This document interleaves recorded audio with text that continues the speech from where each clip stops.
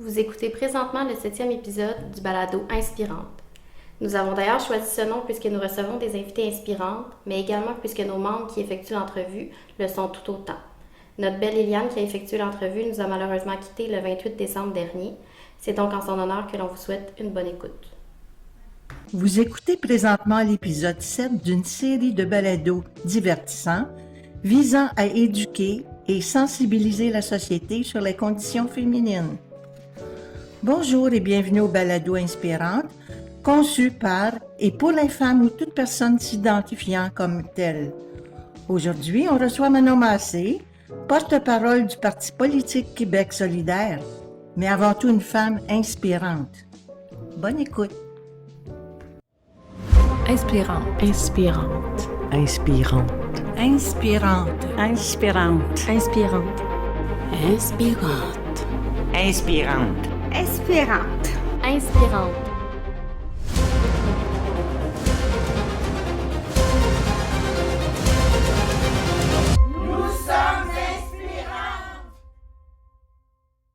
Bonjour Madame Massé, merci de nous accorder de votre temps.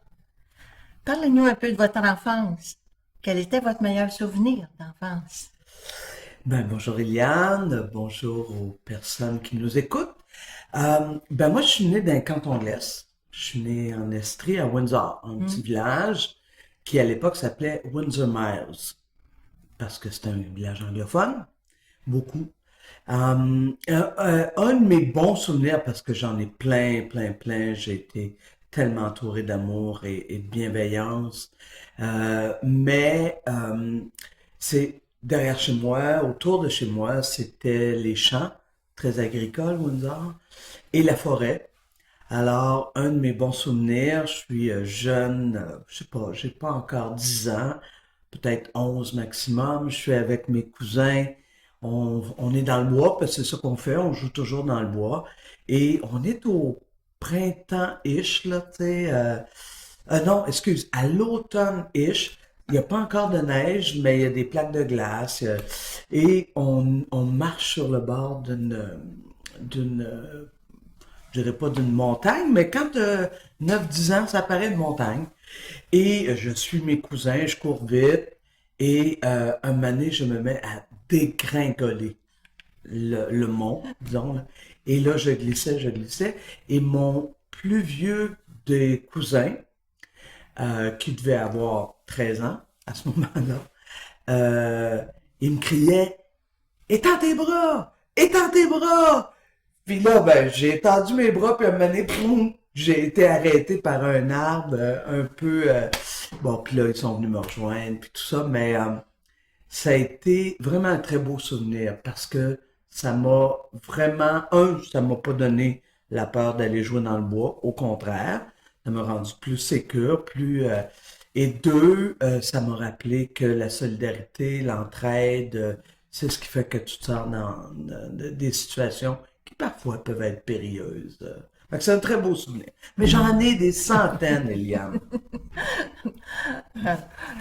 Maintenant, vous avez fait partie du comité de la marche des femmes, du pain et des roses. Ouais. Est-ce que vous aviez prévu que cette marche prenne autant d'ampleur? Je l'ai espéré. Mais non, on n'avait pas prévu ça. En fait, on s'était dit, j'étais sur le comité organisateur à partir de 94, là, parce que la marche a eu lieu en 1995. Donc, dès 1994, j'étais impliqué sur le comité organisateur. Et on s'était dit, si on réussit à mobiliser 225 femmes pour faire c'était quand même 250 km de marche, là. C'est du sport, comme dirait l'autre. Si on réussit à mobiliser 225 femmes, on va être heureuse. On a été obligé de demander des femmes de pas marcher pendant 10 jours parce qu'on était rendu à 850, puis on n'avait plus l'infrastructure pour être capable d'accueillir ces femmes-là parce que, vous vous rappelez, il y avait 3 différents contingents, dont un d'ailleurs, la première place qu'on est arrêté, c'est à Repentigny. Ah oui? Oui. On a couché, je pense, même à Repentigny. Là, j'aurais dû mieux me préparer, là. C'est loin dans mes souvenirs. Mais, ouais, effectivement. Mais il y avait un autre contingent qui, lui, était parti de Longueuil, marchait sur la rive sud. et un autre qui était parti de Rivière-du-Loup et toutes ces femmes-là convergeaient vers Québec.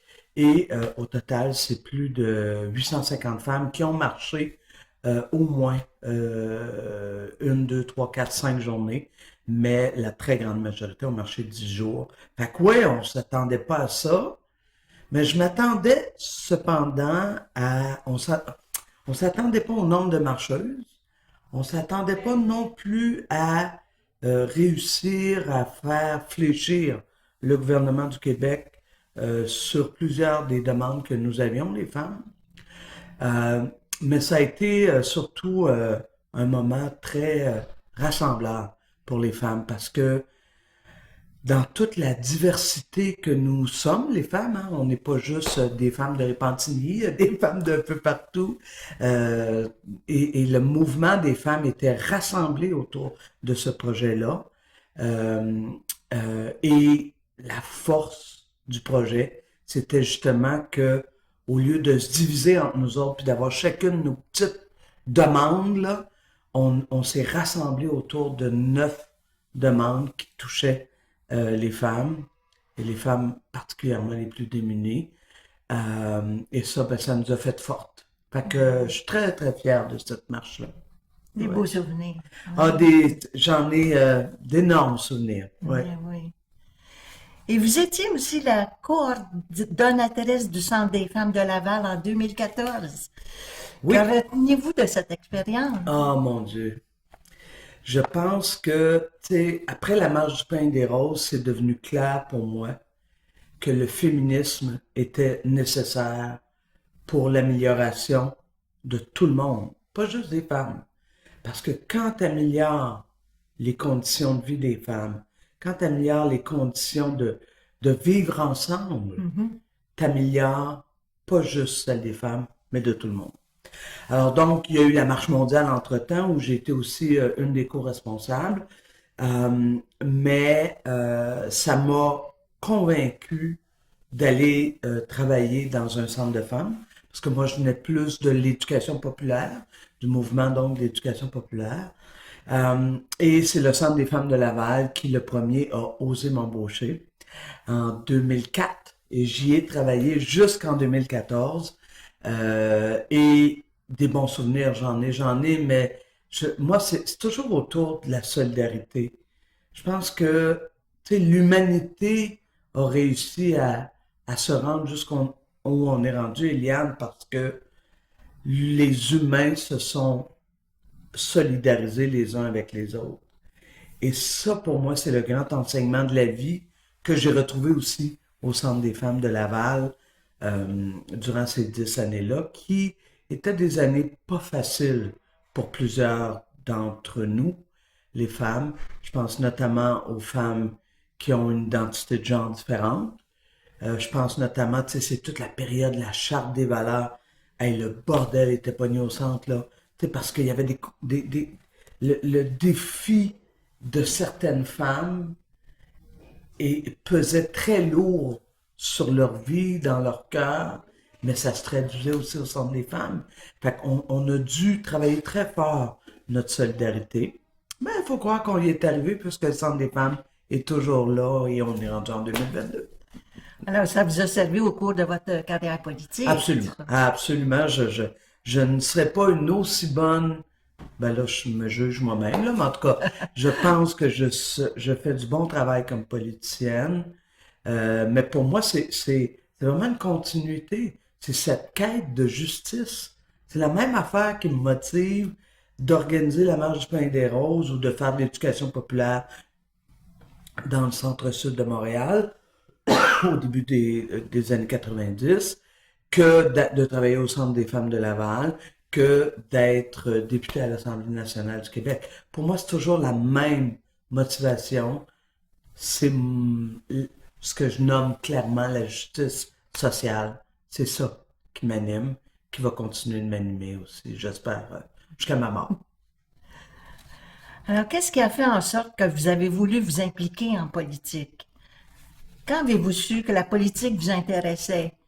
Et est-ce que votre implication en politique vous a amené à faire des concessions, autant du côté personnel que professionnel? Hey, c'est des grosses, grosses questions. Je vais résumer là, ce qui m'a amené en politique, c'est que ça faisait 35 ans que je militais aux côtés des personnes exclues, des femmes, des nouveaux arrivants, des nouvelles arrivantes, des gens de la communauté LGBT. Ça fait 35 ans que je travaillais en défense de droits. La marche du pain des roses, pour moi, c'est exactement dans cette continuité-là. Ça fait 35 ans, puis ça changeait pas. Fait qu'un moment donné, c'est exactement, je me souviens exactement le moment, hier, là, c'est en 2000, au moment de la marche des femmes, la marche mondiale des femmes, où le gouvernement du Québec, là, imagine, là, les femmes du Québec venaient d'organiser les femmes de la planète entière pour que les femmes se mettent ensemble pour défendre leur droit à l'égalité et leur droit à l'intégrité. Hein, c'est une marche contre la pauvreté et contre les violences faites aux femmes.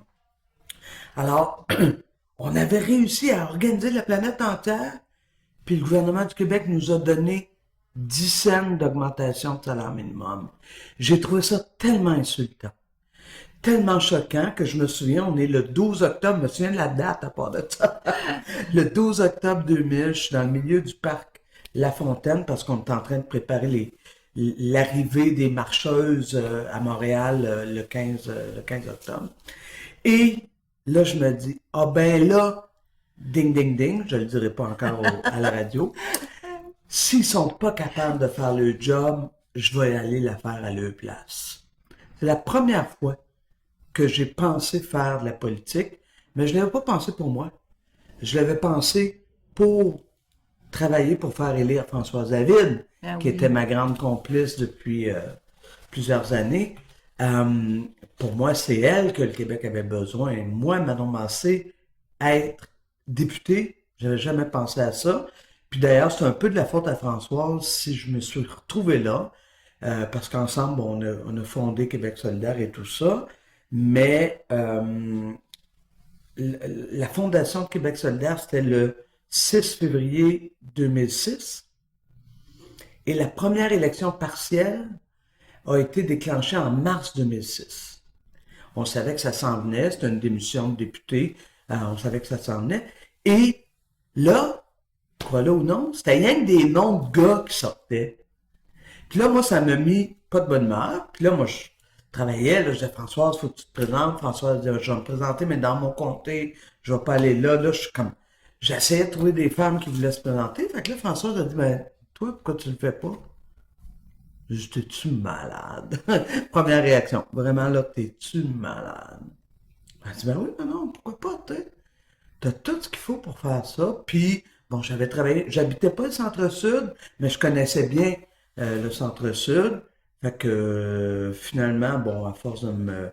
Puis je te dis, là, c'est passé rien que des noms de gars. Les gars, eux autres, étaient prêts, là, à se présenter, là. Pas de trouble, ils étaient prêts. Fait que finalement, je fais comme, OK, c'est pas vrai que le premier parti féministe au Québec va présenter comme première personne un homme. Fait que je suis sauté dans le bain. Et finalement, je me suis rendu compte que c'était la continuité du travail que je faisais depuis toujours. Hein? Rassembler des gens. Tu sais, à chaque fois où j'étais dans la rue pour revendiquer des droits, je me retournais vers le gouvernement. C'est eux autres qui écrivent les lois. C'est eux autres qui administrent le budget, notre budget collectif. Fait que j'étais toujours retourné vers là. Fait que finalement, ben, j'ai été... Mais ça a quand même pris 5 fois avant de me faire élire. On va se le dire. Et vous étiez avec Madame David aussi. Oui, avec Très bonne Françoise. personne. Absolument, absolument. Oui, oui, oui. Non, non, c'est une amie précieuse. Je suis contente d'avoir... Puis elle est encore dans ma vie, là. Mais je suis contente d'avoir réalisé plusieurs projets essentiels pour le Québec. Que je pense aux différentes marches qu'on a organisées. Je pense à Québec solidaire qu'on a fondé. Peut-être que des gens plus d'expérience comme toi savent ça, mais fonder un parti politique, là, c'est de la job en tabarnouche. C'est énorme. Puis même, on le voit, là, on est rendu en 2022, on va fêter notre 17e anniversaire bientôt. Et 17 ans plus tard, on a juste 11 députés, là, c'est pas magique, là. C'est du gros travail de s'assurer. Parce que vous savez, à Québec solidaire, on veut pas juste gouverner pour faire comme les autres. On veut gouverner parce qu'on veut qu'il y ait de la justice. Parce qu'on veut que les gens qui sont en bas de l'échelle, pas qu'il y ait notre charité, on n'a rien à serrer, qu'on élimine les inégalités entre les hommes et les femmes, entre les femmes elles-mêmes. On sait que les femmes handicapées sont plus pauvres, sont plus mal organisées que nous autres. On sait que les femmes noires, les hommes noirs sont plus victimes, vous le savez, vous autres, c'est à Repentigny, de profilage racial. On le sait que les femmes autochtones, les hommes autochtones ont vécu des aberrations, des inhumanités.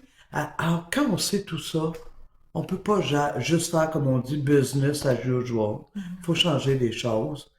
Puis moi, c'est pour ça que je suis là. Alors, quels sont les défis auxquels vous avez été confrontés en tant que femme au cours de votre carrière? Il y a eu beaucoup. Beaucoup. Mais je dirais aussi, si tu permets, Eliane, comme femme marginale. Oui. Parce que je suis pas une femme qui répond aux standards.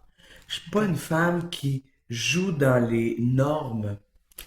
Et donc, par conséquent, je sais pas si c'est la femme en moi qui a eu à confronter le plus de défis ou la marginale en moi. Je pense que c'est la marginale. Ben, le fait d'être femme marginale, probablement que c'était pas pire. Puis quels sont ces défis-là? Ben, tu sais, par exemple, juste d'être celle qu'on est. Une des choses que j'ai adoré en travaillant dans les centres de femmes, c'est de pouvoir incarner en moi. Donc, ça exigeait énormément de cohérence de ma part, une quête d'une vie, d'incarner ce que j'essayais de transmettre aux femmes. Soyez celle que vous êtes. Vous êtes belle, vous êtes forte, vous êtes pleine de ressources. Et surtout, essayez pas de vous mouler dans ce qu'on veut que vous deveniez, mais moulez-vous à ce que vous voulez devenir. Et je pense que, puis moi je le dis encore, je suis encore capable de le dire bien aisément, tu sais, d'assumer depuis toujours que ma vie m'a fait pousser une moustache bien avant ma ménopause, alors que chez les femmes, généralement, ça arrive beaucoup à la ménopause. Moi, c'est arrivé bien avant.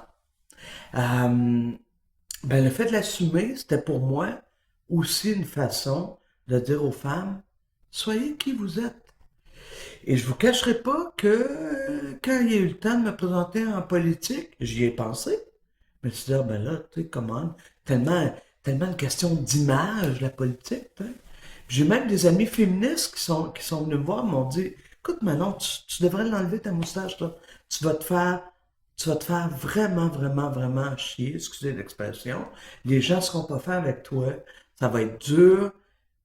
Tu sais, pense-y. Puis j'ai pensé très sérieusement. Mais ce qui a fait que j'ai continué, malgré, puis elles avaient raison, ça a été dur, les gens ont été méchants, etc. Surtout les hommes. Mais ce qui a fait que j'ai continué, c'est que je me suis dit, écoute, ça fait 20 ans que je dis aux femmes, soyez vous-même. Vous êtes belle, vous êtes forte. Laissez personne vous dire qui vous êtes, ce que vous devez porter ou ne pas porter. Puis là, parce que je m'en vais en politique, j'enlèverais ma moustache. Quelle incohérence! Puis j'ai accepté de l'assumer. Mon parti, il s'en foutait un peu. Il aimait la personne, il se foutait les petits poils qui dépassaient. Puis aujourd'hui, je te dirais, 16 ans plus tard, pour moi, ce qui est important, c'est que les femmes puissent faire ce qu'elles veulent. Aujourd'hui, je pourrais l'enlever si ça me tente. Et voilà. Si ça me tente. Mais ça me tente pas. Fait que je l'enlève pas. C'est bien, c'est bien. Alors, comment l'idée d'instaurer 2 porte-paroles pour Québec solidaire vous est-elle venue? Ben, écoute, c'est un modèle qui existait déjà, hein, parce que Québec solidaire, c'est une fusion entre un parti politique qui existait, qui s'appelait l'Union des forces progressistes, et un autre mouvement politique qui s'appelait Option citoyenne. Et dans ces deux mouvements-là, il y avait un co-porte-parole, un homme et une femme. Et moi, je me souviens très bien quand la question est venue, parce que c'est une question de statut et règlement, est venue dans nos statuts et règlements. Pour moi, c'était essentiel, et ça l'est encore aujourd'hui, que Québec solidaire ait un co-porte-parole masculin et une féminine pour plusieurs raisons. Premièrement, c'est que ça m'assure qu'il y aura toujours une femme à la tête de ce parti-là. Ce qui n'est pas assuré lorsqu'il n'y a qu'une personne. Loin de là. Fait que ça. Et l'autre élément, c'est que, tu sais, la notion du pouvoir, c'est malheureusement quand on joue dans comment je dirais ça? Je veux vraiment pas être mal interprété, mais tu sais, c'est comme si le modèle de leadership qu'on a ici, puis partout en Occident, c'est la personne à la tête. C'est très théos, là. C'est très Dieu qui sait tout, puis le reste va faire ce que Dieu veut, là. En tout respect pour les personnes qui croient, moi, je vous parle d'une entreprise. Il y a un boss, puis c'est le boss, puis c'est le chef. Un parti politique. Il y a un boss, puis c'est le boss, puis c'est le chef. Moi, ça, là, je trouve que c'est un modèle qui, malheureusement, a des impacts très négatifs pour les femmes, mais pas seulement pour les femmes. Pour tout le monde qui n'est pas cette personne-là. Ou tout le monde... Tu sais, moi, là, quand j'ai été porte-parole, nous, on dit porte-parole principale, donc celle qui aspirait à être première ministre en 2018, j'ai fait le débat des chefs, j'étais chef parlementaire, etc., etc.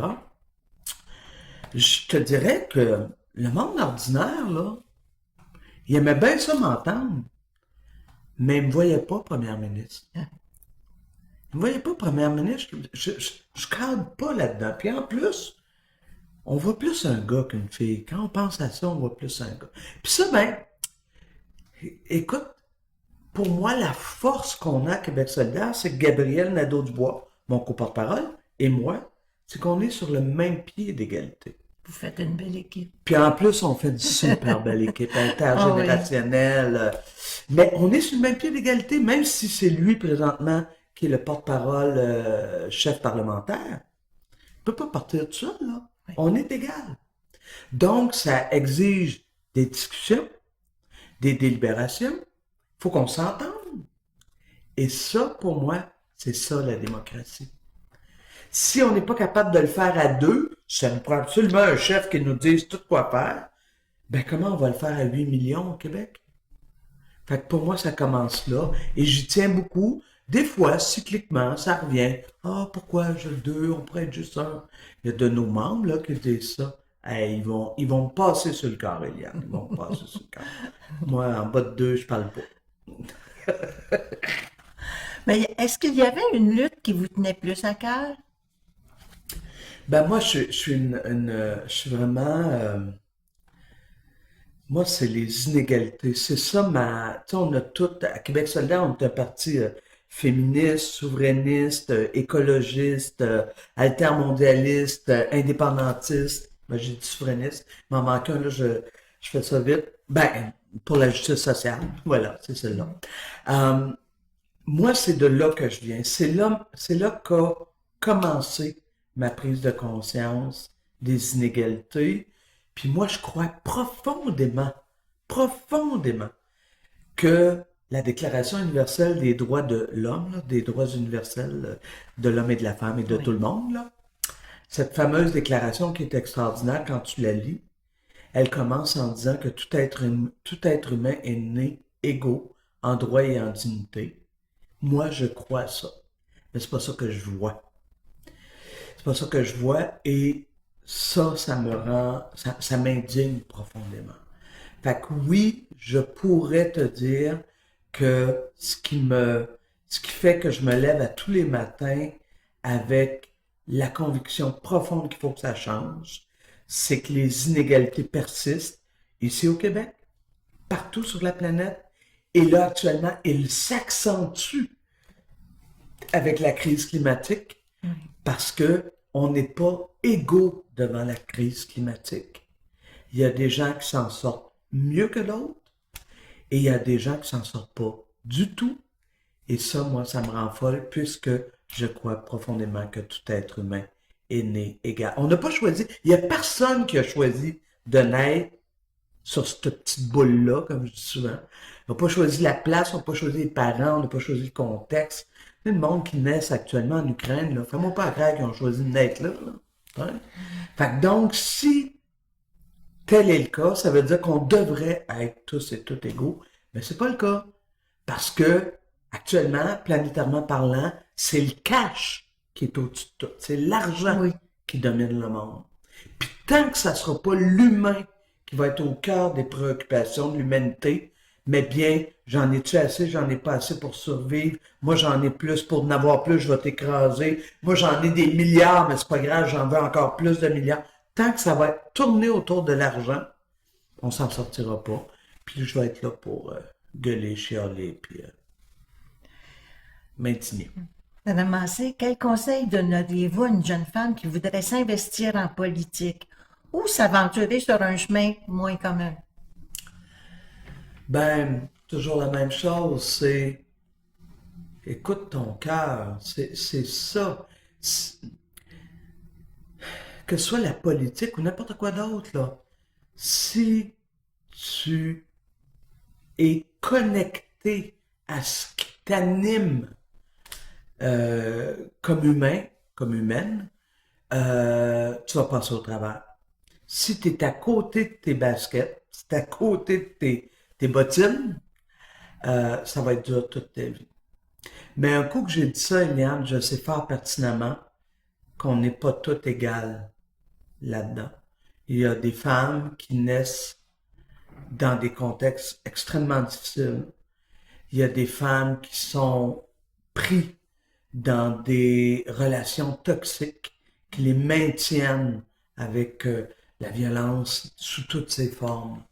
Je suis consciente de ça, mais nous, les femmes, là, on le sait. Quand notre petit système d'alarme il sonne, là, faut l'écouter. Ben, c'est la même chose. C'est l'autre facette pour moi de cette pièce, de cette réalité que je dis. Écoute ce qui t'anime et généralement, ça devrait bien aller. Puis, si ça va pas bien, ben, va voir ton centre de femmes, ça va aller mieux. Alors, pour finir sur une note plus engageante, que souhaitez-vous pour les prochaines générations des femmes? Ben, je leur souhaite sincèrement, parce que c'est à ça que je m'applique à tous les jours, que l'article 1 de la Déclaration des droits universels soit une réalité et non pas juste un souhait. Donc, oui, cette égalité dans les faits, pas seulement dans les droits, on a encore du chemin à faire, mais dans les faits, que ça arrive. Puis peut-être que ce que je nous souhaite collectivement, c'est de retrouver un sens à la vie.